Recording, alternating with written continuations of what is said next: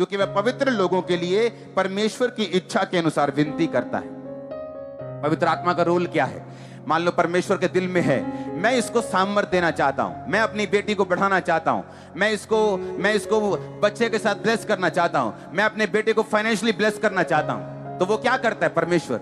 वो आत्मा के ऊपर, पवित्र आत्मा के ऊपर अपनी इच्छा जाहिर करता है कि मैं ये ऐसा करना चाहता हूं। अब मान लो यहां पे मेरे को दो लोग चाहिए, आ जाओ। मान लो वो परमेश्वर है पीछे और उसने चाहा कि मैं इसको कुछ ब्लेसिंग देनी है। धरती का रूल है, पवित्र आत्मा परमेश्वर आपको जो भी देना चाहता है बिना इनविटेशन या बिना प्रार्थना के वो धरती पे नहीं करता। ये उसका रूल है। आप मेरी बात समझे कि नहीं? अब परमेश्वर चाहता है कि ये ब्लेस हो, पर प्रॉब्लम यह है कि इसके पास पवित्र आत्मा नहीं है, तो परमेश्वर की इच्छा को ये समझ नहीं पा रहा। लेकिन जब ये तौबा करता है और पाप से मन फिरा के चर्च में जाता है और प्रभु के रास्तों पे चलना शुरू करता है, इसको पवित्र आत्मा दे दिया जाता है। पवित्र आत्मा परमेश्वर से सुनता है इसको क्या चाहिए, और परमेश्वर से सुन के ये इसको बताता है और कि परमेश्वर तुझे ब्लेस करना चाहता है, और पवित्र आत्मा इसको छूता है, इसका इमोशंस चेंज हो जाता है। और जब ये प्रार्थना में बैठता है, रो रो के बोलता है, परमेश्वर मुझे बढ़ा, परमेश्वर मुझे बढ़ा। आप समझ रहे मेरी बात? और जब ये प्रार्थना करता है परमेश्वर के सामने, जब प्रार्थना चली जाती है पवित्र आत्मा की सहायता से, तो परमेश्वर अपनी इच्छा जो उसके दिल में थी इसकी जिंदगी में पूरा करना शुरू कर देता है। कितने मेरी बात को समझ रहे हैं? कहता आत्मा दुर्बलता में तुम्हारी सहायता करता है। जैसे मैं दुर्बल था एक दिन, मैंने कहा परमेश्वर इतने साल हो गए प्रार्थना करते, लेकिन ये आशीष क्यों नहीं मिल रही? मुझे इतने साल हो गए सेवा करते भी, लेकिन आत्मा सहायता करता था बने रहने के लिए, खड़े रहने के लिए। आपको अपने लेवल की, अपनी टाइप की एक भी टेस्टिमनी अगर दिखाई ना पड़े दुनिया में, आपको लगता है कि नहीं ये काम हो ही नहीं सकता। लेकिन बाइबल कहती आत्मा दुर्बलता में तुम्हारी सहायता करता है कि परमेश्वर सब कुछ कर सकता है। जब पवित्र आत्मा तुम्हारे साथ होता है, वो उसी तरह की प्रार्थना भी करने के लिए तुम्हें उभारता है। इसलिए दाऊद ने कहा परमेश्वर सब कुछ ले ले। उसने ये नहीं कहा मेरी इज्जत वापस कर, मेरी इज्जत चली गई। दाऊद ने ये नहीं कहा मेरा राज्य चला गया, परमेश्वर देख मेरे लोग चले गए। जैसे शाऊल को चिंता ये थी कि जब उसने परमेश्वर के वचन को तोड़ा, उसने शमूएल से कहा मेरे साथ पहाड़ से नीचे चल। शमूएल कहता प्रभु तेरे से चला गया, तेरा राज्य फाड़ दिया गया, तेरे से अच्छे पड़ोसी को दे दिया गया। उसने कहा ठीक है, लेकिन मेरे साथ नीचे चल, मुझे लोगों की बहुत परवाह है। आज लोग जानते हैं कि वो अपनी मिनिस्ट्री में गलत कर रहे हैं, लेकिन फिर भी वो गलत करना छोड़ते नहीं, क्योंकि उन्हें गैदरिंग की परवाह है। आज वे विचार में होते हुए भी वो पुलपिट पे चले जाते, क्यों? उन्हें गैदरिंग की परवाह है। लेकिन बाइबल कहती, दाऊद कहता मुझे किसी चीज की परवाह नहीं प्रभु, अपना आत्मा कभी मुझसे अलग मत कर। उसे मालूम था कि मेरी जिंदगी में जो कुछ भी हुआ, हो रहा है या होगा, वो पवित्र आत्मा के जरिए ही हुआ था, हुआ है और होगा। जो आत्मा दाऊद में था, जो आत्मा शमूएल में था, जो आत्मा सैमसन में था, जो आत्मा उनके अंदर था, वो कहीं कम है उस आत्मा से जो आपके अंदर है। मालूम? वो आत्मा आता था, जाता था, आप में आता और जाता नहीं, आप में आया और सदा के लिए रहा। उसने आपको भरा, वो रोज भरता है, रोज गाइड करता है, आपके साथ चलता है, आपके साथ बैठता है, आपके साथ उठता है, आपके साथ खाता है, सब कुछ वो आपके साथ करता है। पवित्र आत्मा आपके दिल में रहता है, आपके जीवन में रहता है। यूहन्ना 16:8 को पढ़ूंगा। कहता वे आकर, कौन आकर? पवित्र आत्मा आकर, वह आकर संसार को पाप, धार्मिकता और न्याय के विषय में निरुत्तर करेगा। कौन आकर? पवित्र आत्मा आकर संसार को पाप, धार्मिकता और न्याय के विषय में निरुत्तर कर।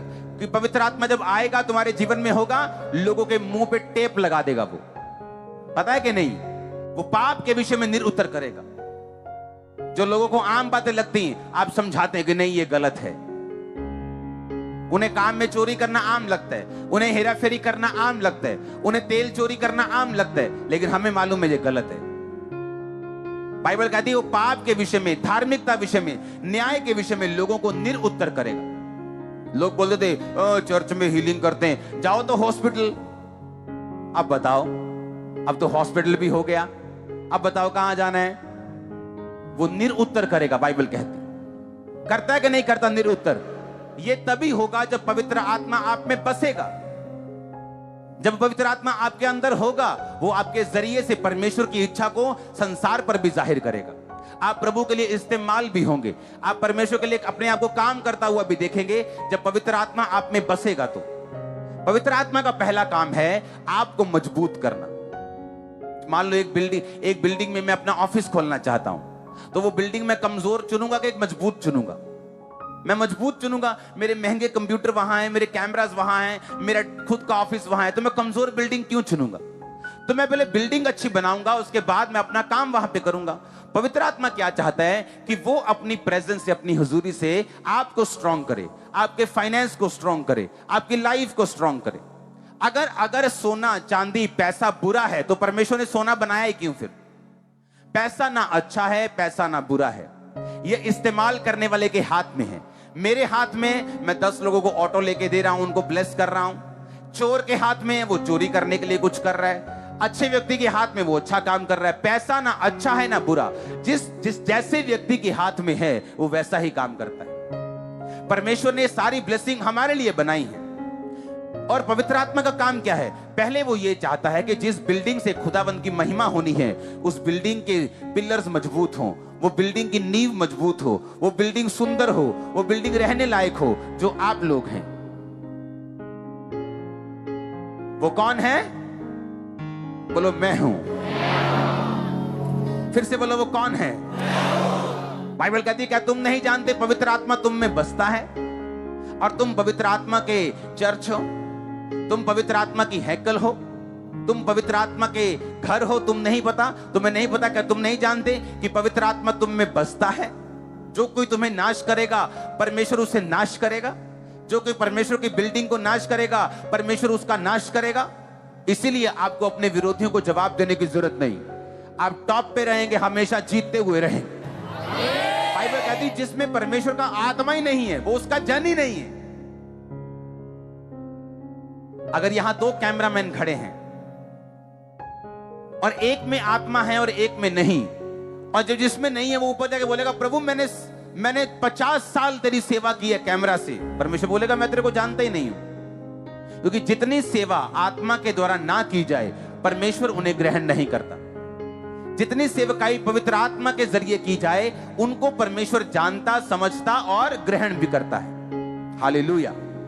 इसीलिए सेवा करना अच्छी बात है, लेकिन वो सेवा आत्मा से और पवित्रताई से की जाए तो उसका फायदा भी होता है और परमेश्वर के घर में, स्वर्ग में वो ग्रहण भी होती है। अब मैं ये चाहता हूं 1 कुरिन्थियों 2 उसकी 10 और 11 आयत को हम पढ़ेंगे। उसमें लिखा परंतु परमेश्वर ने उनको अपनी आत्मा के द्वारा हम पे प्रकट किया, क्योंकि आत्मा सब बातें वरन परमेश्वर की गूढ़ बातें भी जानता है। मनुष्य में से कौन किसी मनुष्य की बातें जानता है? केवल वो मनुष्य, वही मनुष्य की आत्मा जो उसमें है। वैसे ही परमेश्वर की बातें कोई नहीं जानता, केवल परमेश्वर का आत्मा। अब हम ब्लेस कैसे होते हैं? जिस कंपनी में आप काम कर रहे हैं, आपको उस कंपनी के बॉस की नेचर समझेंगे तो प्रमोशन मिलेगा कि गूगल को देखेंगे जो हमारे दूर है? ये शैतानी काम होता है कि जिस कंपनी में काम कर रहे हो वहां के बॉस को समझो या ना समझो और दूसरे के बॉस को देखते जाओ। ये शैतानी चीजें, क्योंकि उस कंपनी में जो आपका बॉस है उसी ने आपको प्रमोट करना है, आपको उसकी नेचर को समझना है। उसी तरह बाइबल कहती है कि जिस तरह तुम्हारा आत्मा तुम्हें सबसे अधिक जानता है, तुम्हारी मां भी तुम्हें नहीं जानती तुमसे ज्यादा, तुम्हारी पत्नी भी नहीं जानती, सिर्फ तुम जानते हो तुम असली में कौन हो। उसी तरह परमेश्वर ने कहा कि प्रभु का आत्मा ही प्रभु को सबसे अधिक जानता है। और जब वो आत्मा तुम्हारे साथ रहता है वो तुम्हारी जिंदगी में तुम्हारी मदद करता है, तुम्हारे फाइनेंस में, तुम्हारे बिजनेस में। तुम्हारी हाउस वाइफ अगर तुम हो, अगर तुमने नया काम खोला है, तुम कहीं जा रहे हो, कहीं आ रहे हो, बच्चों से बात कर रहे हो, बुजुर्गों से बात कर रहे हो, कोई काम कर रहे हो, कहीं जा रहे हो, कोई कंपनी खोल रहे हो, कहीं जॉब कर रहे हो, कोई कैरियर चुन रहे हो, कहां जाना है, किधर जाना है, परमेश्वर जानते हैं। क्योंकि परमेश्वर की आत्मा ने कहा कि मैं परमेश्वर को सबसे अधिक जानती हूं, जिस तरह तुम अपने आप को सबसे अधिक जानते हो, जिस तरह तुम्हारा आत्मा तुमको सबसे अधिक जानता है, मैं परमेश्वर को सबसे अधिक जानती हूं। अगर मैं तुम्हारे अंदर रहूंगी तो मैं तुम्हें परमेश्वर के दिल की बातें बताऊंगी, तुम्हारे बॉस का नेचर प्रकट करूंगी, और जब बॉस का नेचर, बॉस का स्वभाव समझ जाओगे तो प्रमोशन के लिए फिर तैयार रहना। यीशु मसीह के नाम में जो आ रही है लाइफ के ऊपर, आमीन। ऊंचा ये तुम ही हो जिससे मैं बात कर रहा हूं। आप मेरी बातों को समझ रहे कि नहीं? ये पवित्र आत्मा का काम है जो एक विश्वासी की जिंदगी में वो करना चाहता है। अब आपने ये देखना है कि मुझे पवित्र आत्मा चाहिए कि नहीं चाहिए, कि अभी भी मैं शैतान के चक्करों में फंसा रहना चाहता हूं, व्यभिचार में फंसा रहना चाहता हूं, शराब में फंसा रहना चाहता हूं, पाप में, सिगरेट बीड़ी में फंसा रहना चाहता हूं, अभी भी जेलसी करना चाहता हूं। ये अब आपके ऊपर निर्भर करता है। मैंने आपको सारे पहलू खोल के बता दिए कि वो महाबुद्धिमान वकील है जो तुम्हारे अंदर रहता है। ऐसा कोई बुद्धिमान नहीं, पवित्र आत्मा के ऊपर कोई भी नहीं।